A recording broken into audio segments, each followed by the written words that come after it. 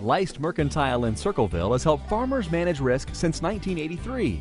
From crop insurance and ag and financial futures trading to property and casualty insurance, Leist Mercantile will help you minimize risks to your farming operation. To learn more, go to leistmercantile.com. How has the ACRE program performed thus far?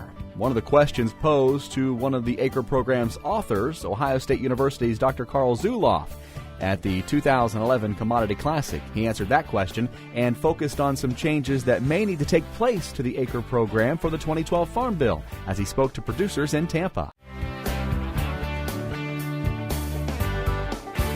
And at this point, I would simply say that I think ACRE has performed reasonably well compared to its objectives. And the reason that I would point that out is because Illinois received a corn payment last year. And Illinois' yields were relatively low compared to their average yield relative to other states. Illinois had a relatively low revenue. It was a really good test, in my mind, and I saw this early in the year. Could Illinois get a payment under ACRE? I thought was a really good test of could the program differentiate between those states that had a relatively low income relative to historical averages than other states, and it did. And there will be probably even this year states that get corn payments. For example, I'm going to guess that Virginia will get a corn payment because of the disastrous yields they had, even with these higher prices. So I think the program is differentiating across state lines as to who should receive payments, and I think that's one of the things we wanted to see the program do. So, but all programs can be improved, and I would clearly, definitively say that. Okay, there is no program, farm or non-farm, that cannot be improved because we learn about it. We learn what works, we learn what doesn't work, times change, we've got to move them, etc. We're still discussing loan rates 80 years after they were initiated. And we should discuss them 80 years after they were initiated, okay?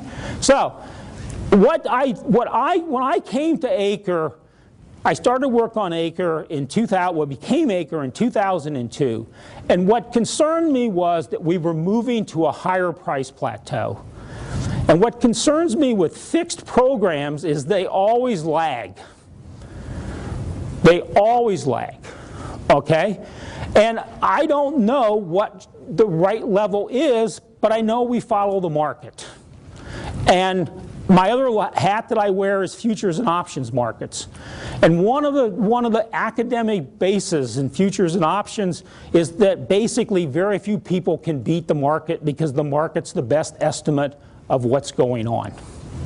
So this is what partly led me to ACRE. But I believe that systemic risk becomes a huge player once you get above the loan rate and once you stay there. And what I mean by systemic risk is risk that affects a large group of people at the same time.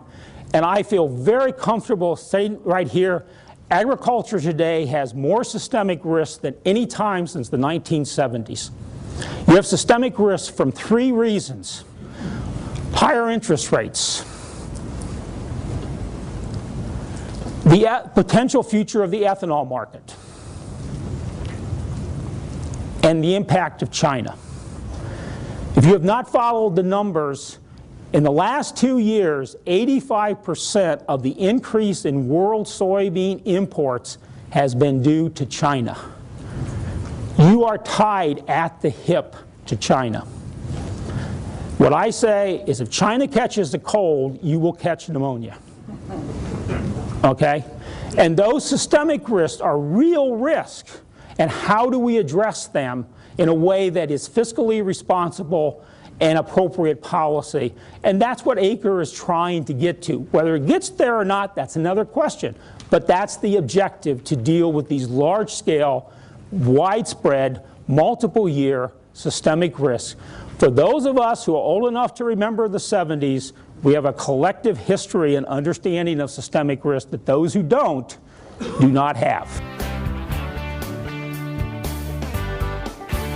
What I would propose as a discussion point for how you might want to change ACRE, if that's what you wanted to do, to enhance its multiple-year orientation to enhance its coverage to reduce the overlap with crop insurance. We can have a large debate about how big it is, but it does exist. I don't think it's as large as a lot of people think, but it does exist, and we should reduce it. Change the coverage level on ACRE from 90 to 95%, so you increase the coverage level, okay? You reduce the annual cap on the decline that could happen to 5%. That stretches out the payment for a longer period of time. But then how do you pay for this? And the easiest way is the cap on the state payment goes from 25% to 10%. In my back of the envelope calculations, this actually ends up being budget neutral. But I don't have a very sophisticated model. I don't know what a sophisticated model would say, I'll be honest with you, but my back of the envelope calculations is these changes would cost you nothing. What does this do to ACRE? It stretches out the payments, it reduces the size of the payments in any one year, at least the maximum payment that you can get, okay? Which also means you reduce the maximum budget exposure. Okay. So is this a payment stream that's better suited to the risks that you want to see this program manage? That's the question. But it won't cost you that much because you're capping the average payment. And again, I take seriously what I said. You've got to find a way to pay for things that you want to do. Okay? The other way that you could pay for this is you could just, for the ACRE program, impose a loss condition on the direct payments as opposed to the 20% reduction. That's another way to get additional money to pay for these things.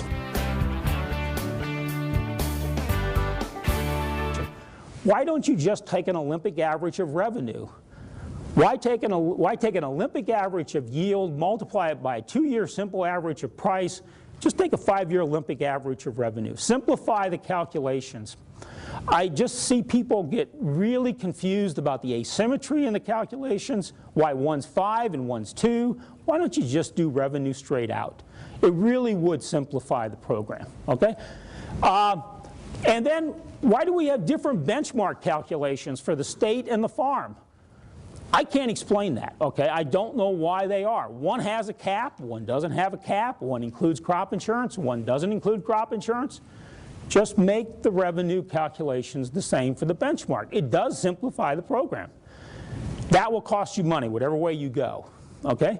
And my proposal to pay for it would be to take the direct payment money that you're saving by the loss condition and use that to pay for these simplifications. This has been a presentation of the Ohio AgNet. For more videos and agricultural news headlines, log on to ohioagnet.com.